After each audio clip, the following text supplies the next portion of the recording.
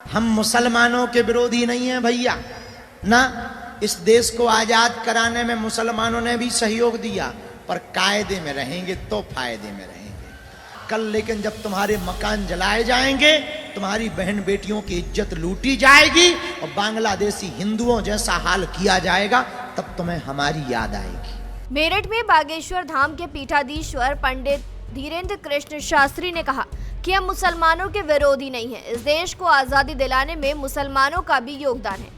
उन्होंने आगे कहा कि बांग्लादेशी हिंदुओं जैसा हाल हो जाएगा, तब तुम्हें हमारी याद आएगी, लेकिन तब ना तुम्हारा पद बचेगा ना तुम्हारा कद बचेगा। बांग्लादेशी हिंदुओं से पूछ लो, कश्मीरी पंडितों से पूछ लो।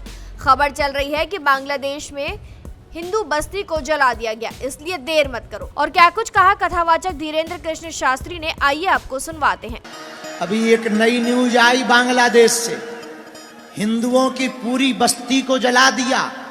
हम मुसलमानों के विरोधी नहीं हैं भैया ना। इस देश को आजाद कराने में मुसलमानों ने भी सहयोग दिया, पर कायदे में रहेंगे तो फायदे में रहेंगे।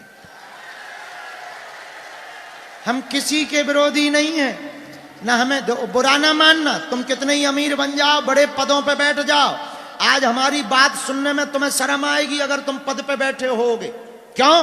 क्योंकि आज तुम्हें अच्छा लग रहा, कल लेकिन जब तुम्हारे मकान जलाए जाएंगे, तुम्हारी बहन बेटियों की इज्जत लूटी जाएगी और बांग्लादेशी हिंदुओं जैसा हाल किया जाएगा, तब तुम्हें हमारी याद आएगी।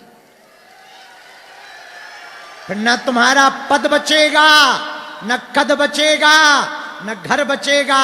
बांग्लादेशी हिंदू से पूछ लो, कुछ नहीं बचा।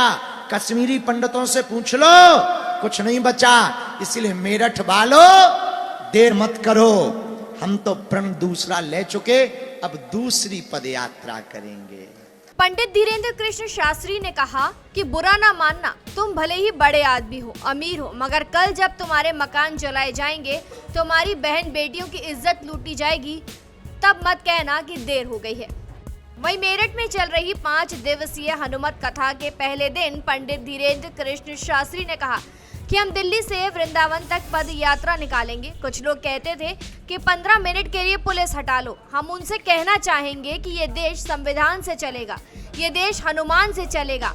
हम चाहते हैं कि इस देश में संतों के एक हाथ में संविधान हो और एक हाथ में पुराण हो। हमने सोचा है कि अब हिंदू मिट न जाए, हिंदुओं पर धावा न बोला जाए, बाबर और अकबर को महान न बताया जाए। आपको बता दें, मेरठ में चल रही 5 दिवसीय हनुमत कथा के पहले दिन पंडित धीरेन्द्र कृष्ण शास्त्री ने कहा कि हम दिल्ली से वृंदावन तक पद यात्रा निकालेंगे। भारत को हिंदू राष्ट्र बनाया जाए, इसलिए अब हम दिल्ली, मेरठ और ब्रजवासियों के घर घर जाएंगे, सभी को शपथ दिलवाएंगे, हिंदू राष्ट्र बनाने की अलख जगाएंगे। हम 8 दिन तक सड़कों पर रहेंगे, रास्ते में ही सोएंगे, जो खाने को मिलेगा वही खाएंगे, जो लोग मिलेंगे उन्हें शपथ दिलाएंगे। जितने दिन हम हैं, लोगों को जागरूक करेंगे। हम सुधरने वाले नहीं हैं। हमको ना नेता बनना है, ना ही किसी पार्टी को वोट दिलाना है।